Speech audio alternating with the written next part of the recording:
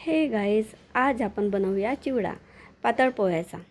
त्याकरता मी घेतले आहे 5-6 कांदे, 5-6 लसणाच्या कळ्या व 10-12 मिरच्या। हे सगळे आपल्याला चिरून घ्यायचे आहेत। हे संपूर्ण साहित्य आपल्याला बारीक चिरून घ्यायचे आहे व 2-3 तास उन्हात वाळू घालायचे आहे। पातळ पोहे पण आपल्याला उन्हात वाळू घालायचे आहे। आता हे चिरून झाल्यावर मी उन्हात वाळू उन्हामध्ये वाळवल्यामुळे हे चिमले आहेत, त्यामुळे तळायला सोपे जाते व आपला चिवडा लवकर बनत असतो। आता एका मोठ्या घमिल्यामध्ये थोडं तेल टाकून त्यात 1 चम्मच हळद टाकली आहे व 1 किलो पातळ पोहे त्यात टाकून घेतले आहे। दुसरीकडे एक कढई ठेवून जे कांदे आपण चिरून घेतले होते ते गोल्डन ब्राऊन होतपर्यंत तळले।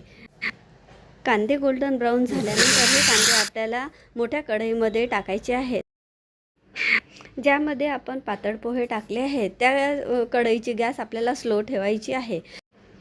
कांदे तळून झाल्यानंतर त्यामध्ये आता जे मिरच्या आपण ठेवले होते ते तळून गोल्डन ब्राऊन होतपर्यंत तळायचे आहे। तळताना व्यवस्थित तळल्या गेले पाहिजे, नाही तर चिवडा चांबट होत असतो। आता यात लसणाच्या कळ्या गोल्डन ब्राऊन होतपर्यंत तळून घ्यायचे आहे। अशा प्रकारे गॅसवर 2 कढया ठेवल्यामुळे आपला चिवडा खूप लवकर बनत असतो। आता याच तेलात मी शेंगदाणे टाकत आहे। शेंगदाणे थोडे तडतडले की मग ते त्या चिवड्यामध्ये मिक्स करायचे आहे। पोह्यामध्ये मी चवीपुरते मीठ टाकून घेतले आहे। पोहा हा अधेमध्ये फिरवत राहायचा आहे, नाहीतर आपला चिवडा जळेल। आपले शेंगदाणे आता हलकेसे गोल्डन ब्राऊन झाले की ते काढून पोह्यामध्ये मिक्स करायचे आहे। पोह्याच्या कढईची आच अगदी मंद असायला हवी। शेंगदाणे गोल्डन ब्राऊन झाले की ते पण पोह्यामध्ये टाकून घ्यायचे आहे। आता यामध्ये आपल्याला दलिया टाकून घ्यायचा आहे। दलिया अर्धा पाव आहे, शेंगदाणे पण अर्धा पाव होते। दलिया गोल्डन ब्राऊन झाला की तो पण आपल्याला पोह्यामध्ये टाकून घ्यायचा आहे। आता यानंतर थोडासा कढीपत्ता आपल्याला तळून घ्यायचा आहे।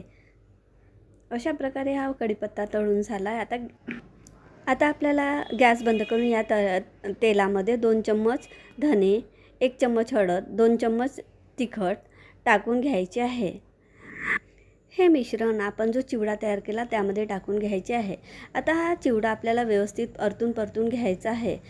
पोहे हातात घेऊन आपल्याला बघायचे आहे व्यवस्थित क्रंची झाले की नाही। जर ते पोहे हातात घेतल्यावर तुटत असेल याचा अर्थ आपला चिवडा क्रंची झालेला आहे। गॅस बंद करू शकतो। जर हे तुटत नसेल तर आपल्याला परत 5 मिनिटं हे पोहे परतून घ्यायचे आहे। अशा प्रकारे आपला चिवडा तयार।